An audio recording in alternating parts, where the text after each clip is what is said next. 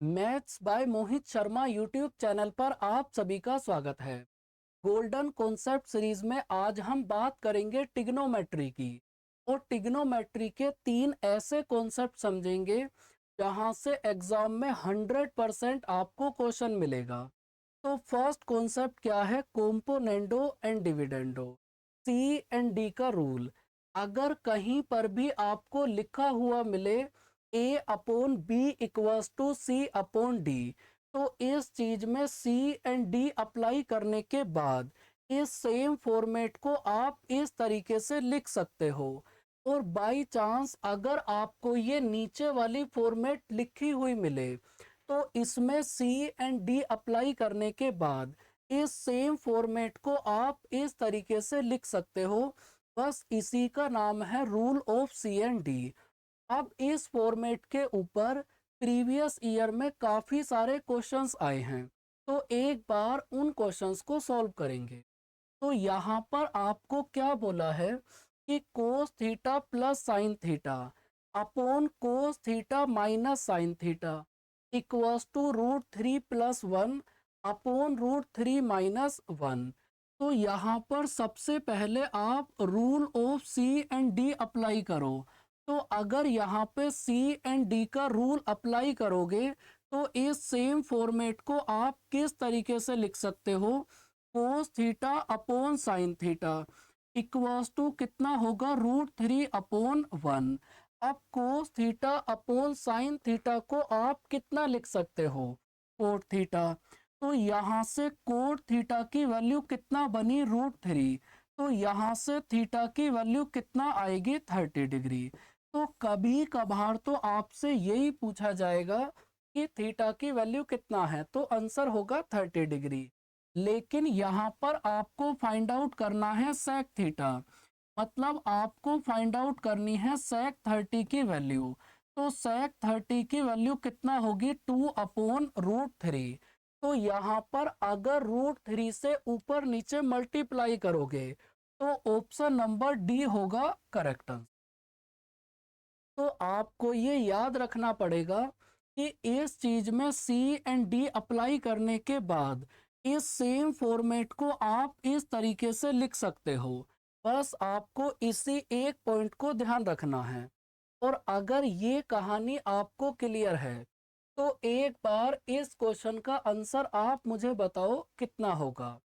आप कहोगे कि यहाँ पर वापस एक बार सी एंड डी का रूल अप्लाई करते हैं। तो भाई अगर यहाँ पर सी एंड डी को अप्लाई करोगे, तो हमारे पास कितना आएगा? Tan theta upon sine theta. Tan theta upon sine theta equals to k/1। अब टेन थीटा को आप कितना लिख सकते हो? टेन थीटा को आप कितना लिख सकते हो? Sign theta upon cos theta. और अपोन में पहले से ही कितना है? Sine theta. और इक्वल्स टू हमारे पास कितना आएगा? k/1। साइन थीटा से साइन थीटा कटेगा, तो कितना आएगा? 1/कोस थीटा इक्वल्स टू k/1। और 1/कोस थीटा को आप कितना लिख सकते हो? Sec theta. तो इसका मतलब k की वैल्यू हमारे पास कितना होगी? Sec theta.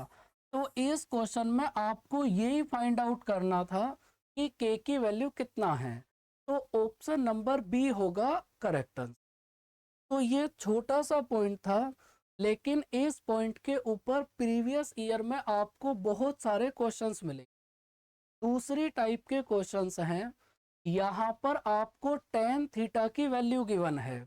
टेन थीटा की वैल्यू आपको कितना गिवन है? 2/3।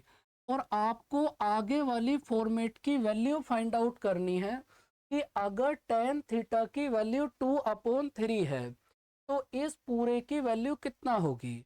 देखो, इस क्वेश्चन को आप 2 से 3 तरीके से सॉल्व कर सकते हो, लेकिन सबसे बेस्ट अप्रोच है कि आप यहाँ पर टेन थीटा को ब्रेक कर लो। भाई टेन थीटा को हम कितना लिख सकते हैं? Sign theta upon cos theta. तो टेन थीटा के प्लेस पर नोट करो sine theta upon cos theta.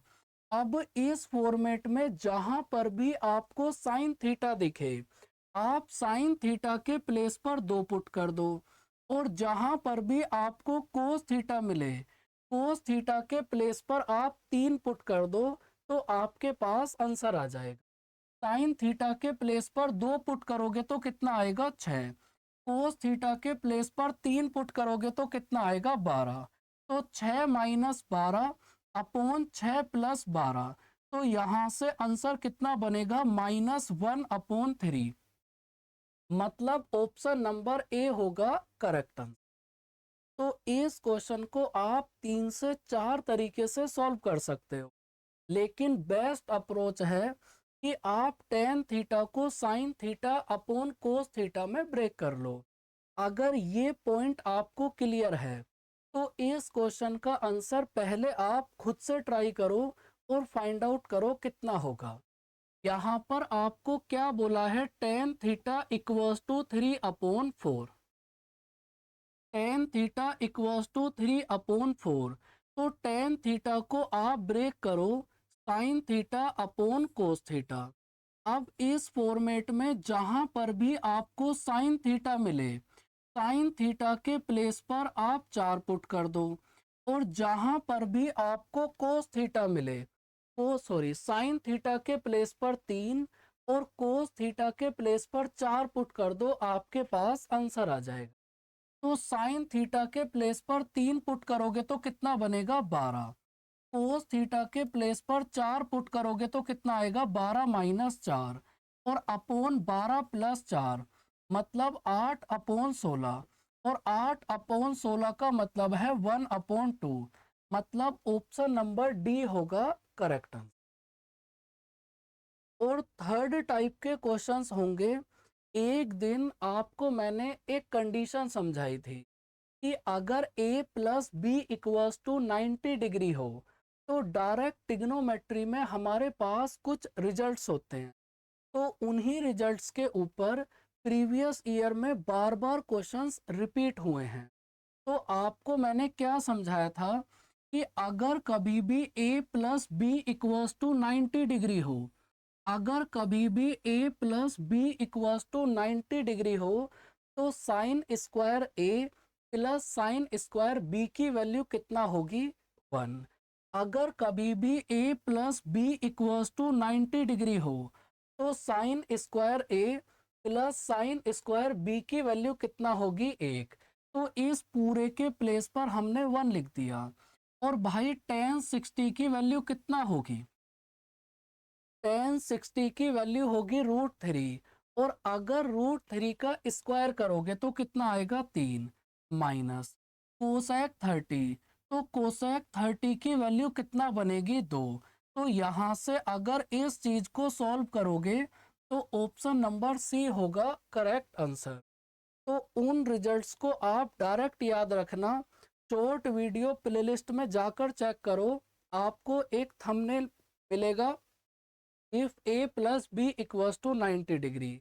और उन रिजल्ट्स को आपको 100% याद करना है। ट्रिग्नोमेट्री के 3 क्वेश्चन आएंगे और एक क्वेश्चन इन्हीं रिजल्ट्स के ऊपर आएगा 100%। वापस एक बार मैं आपको फिर बता देता हूँ। अगर a plus B equals to 90 degree हो, अगर a plus B equals to 90 degree हो तो sine square a plus sine square B equals to कितना होगा 1। तो इसके प्लेस पर आप कितना लिखोगे 1। tan 45 की वैल्यू कितना होगी 1 और sec 60 की वैल्यू कितना होगी 2। तो अगर इस पूरे को सॉल्व करोगे तो ऑप्शन नंबर सी होगा करेक्ट आंसर। और ये जो 3 टाइप के क्वेश्चंस आपने करे हैं, यहाँ से एक क्वेश्चन 100% आपको मिलेगा। आप मॉक टेस्ट लगाओगे उसमें भी मिलेगा, प्रीवियस ईयर सॉल्व करोगे वहाँ भी मिलेगा और एग्जाम में भी मिलेगा। तो इस चीज़ को एक बार आप अच्छे से क्लियर कर लेना। आज के सेशन में यहीं तक, इसके बाद मिलेंगे नेक्स्ट क्लास।